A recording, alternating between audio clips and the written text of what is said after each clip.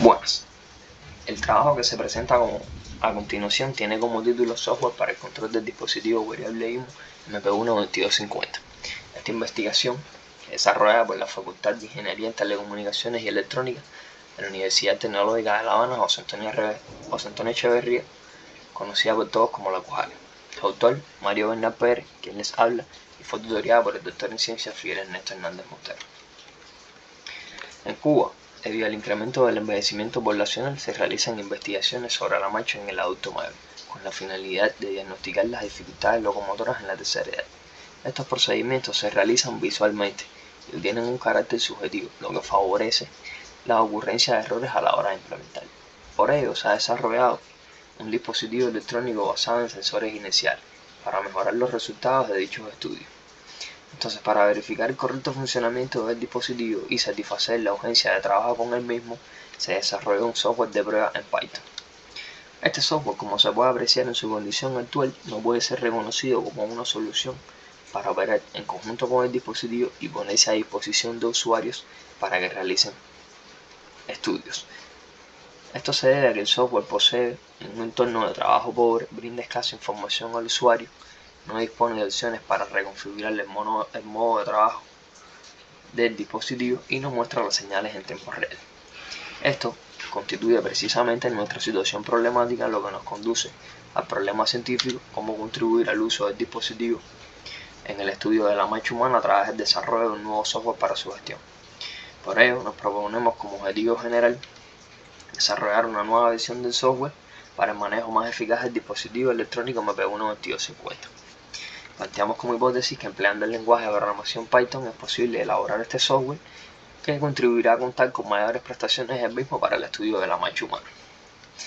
Por tanto, nuestros objetos de estudio son los software que se emplean actualmente para manejar los sensores inerciales en aras de estudiar qué características y funcionalidades generales presentan para luego implementarlas en el nuestro. Bueno, primeramente los parámetros medidos en el análisis de la marcha son considerados una herramienta útil para el diagnóstico de enfermedades locomotoras y del sistema nervioso, tales como Alzheimer, parálisis cerebral, enfermedad de Parkinson, entre otros. Además, en el perfil de biomédica son la base para diseñar prótesis de exoesqueletos y robots de rehabilitación. Para su estudio existen varios métodos: sistemas optoeléctricos, plataformas de fuerza, sensores inerciales, electromiografías, entre otros.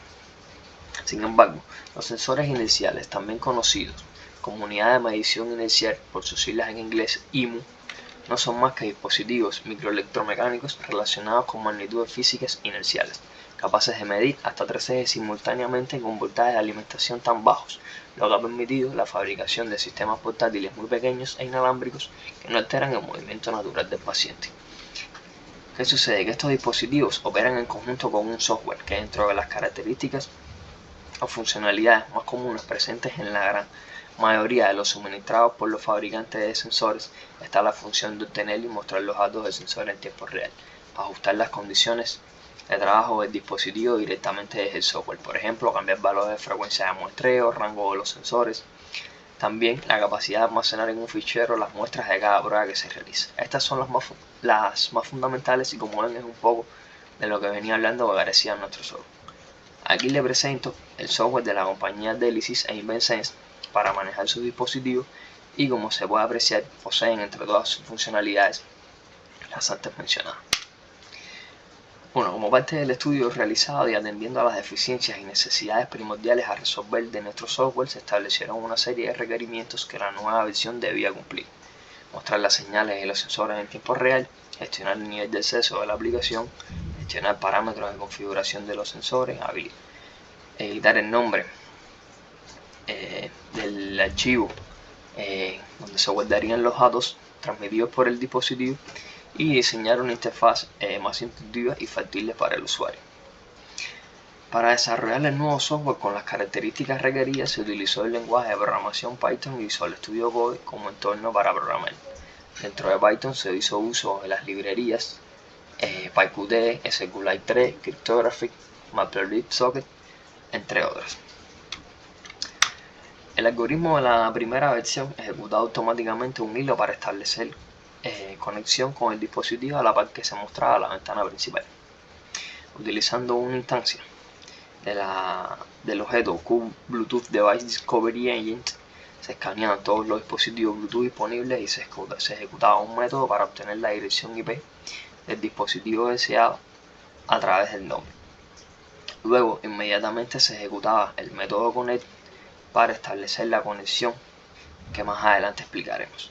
Establecida la conexión, el botón inicial ejecutaba el método de muestreo y de tener pues parado este proceso y almacenar en un fichero los datos registrados. En el método connect se definían los parámetros de trabajo del sensor totalmente transparente al usuario, porque los valores de dichos parámetros eran fijos dentro del cuerpo del código del programa. Luego se crea un socket de tipo Bluetooth, protocolo TCP para la comunicación, un canal, y se ejecutaba una sentencia try except else para intentar la comunicación a través del canal que creamos con la dirección IP obtenida anteriormente. En el método de muestreo o sampling, al chip se le envía la letra C, comando que le espera para saber que a continuación se le enviarán los parámetros de los sensores y puede empezar a muestrear. Luego se entra a un bucket while donde se realiza todo este proceso de tratamiento de los bytes recibidos hasta que se toque el botón de detener y se sale del ciclo porque la condición de validez dejó de cumplirse. Esto es más o menos en esencia cómo trabajaba el software anterior. Ahora explicaremos cómo logramos desarrollar las nuevas funcionalidades. Para mostrar las señales en tiempo real se empleó la biblioteca Matplotlib de Python para visualizar las señales en tiempo real. Utilizando la clase PhoneAnimation se generó la animación de las señales a medida que los datos se actualizaban en cada iteración. Se desarrolló un algoritmo que grafica los 3 ejes de cada sensor simultáneamente y utiliza las líneas 2D para representar el comportamiento de las muestras. Los valores actualizados se obtienen a partir de arreglos creados en el método de muestreo, los cuales dentro del bucket while obtienen los últimos valores transmitidos por el sensor.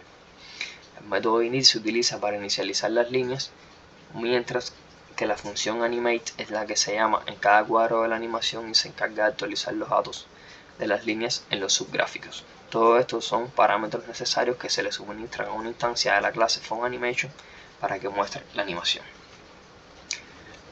Por otro lado, en el programa se implementaron combo boxes para que el usuario pueda seleccionar el rango de trabajo del acelerómetro y el giroscopio. Estos widgets desplegables presentan una lista de opciones para que el usuario elija entre sus opciones. Además, se incluyó un widget QLine Edit para ingresar en él la frecuencia de muestreo deseada. Se agregó un botón para que el método de conexión no se ejecutara automáticamente al abrir el programa, sino que fuese una orden del usuario.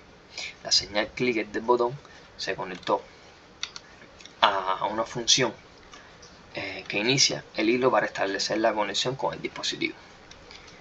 Otro aspecto importante era suministrarle un nivel de acceso al programa. Como se puede apreciar, este fue el mecanismo desarrollado para gestionar el nivel de acceso al programa. En esencia, desarrollamos métodos para encriptar y desencriptar una cadena de texto utilizando la librería Cryptography.fernet, que ofrece cifrado cibernético. La base de datos se crea automáticamente al ejecutar el software. Se desarrolla una pequeña ventana para poder añadir o eliminar usuarios desde el propio programa. El método de añadir usuarios cifra la contraseña antes de insertar el usuario en la tabla, y se diseñó por supuesto una ventana de autenticación antes de mostrar la ventana principal del programa, la cual contiene un botón que ejecuta la función para chequear las credenciales, que para eso se descifra la contraseña de la base de datos y se compara con la suministrada por el usuario. Si coincide, pues se muestra la ventana principal del programa. Agregar aquí que el programa viene con un administrador por defecto y se le suministra a aquellos que vayan a usar el programa por primera vez. Ya luego, al entrar como administrador, puede acceder a la ventana para gestionar los usuarios, la cual solo es accesible a aquellos que ingresen al programa con este rol.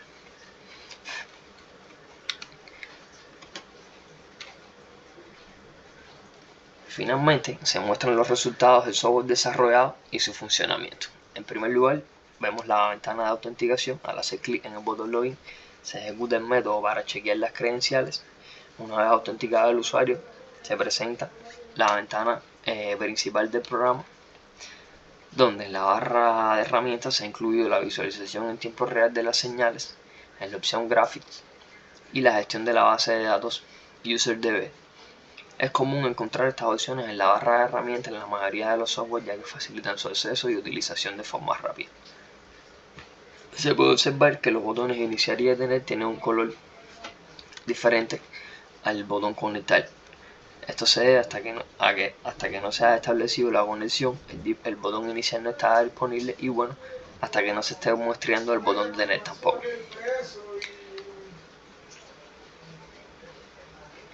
Cuando se accede a la opción gráficos, podemos seleccionar el sensor a mostrar. Luego se abre la ventana de Matplotlib para el trabajo con gráficos con la estructura creada previamente en el método. En esta ventana se pueden hacer zoom, desplazarse por el gráfico, guardar la cinemática, entre otros. La ventana para gestionar la base de datos solo es accesible como administrador. En el desarrollo tanto de la ventana de autenticación como de gestión de usuarios se trabajó en sus routers ante las diligencias. Los botones de login y añadir usuarios respectivamente aparecen en un tono gris indicando que se encuentran deshabilitados. La habilitación de estos botones está condicionada a que tanto el campo de usuario como el de contraseña no estén vacíos. Esto les permite percatarse rápidamente de la falta de datos requeridos antes de iniciar sesión o agregar un nuevo usuario. En la ventana de autenticación y gestión de usuario, además se agregaron etiquetas para notificar, por ejemplo, usuario y o contraseña incorrectos en caso de que haya insertado mal los datos. Si se selecciona incorrectamente el rol, se muestra un mensaje seleccione correctamente su rol. Al agregar un nuevo usuario, se muestra usuario añadido exitosamente y en caso de que exista, pues se le notifica con un mensaje de el usuario existe. Estas etiquetas proporcionan retroalimentación al usuario durante el proceso de autenticación y gestión de usuario. En el caso del proceso de eliminación ocurre lo mismo. Se le notifica si el campo permanece vacío o si se ingresa un nombre de usuario que no existe en la base de datos.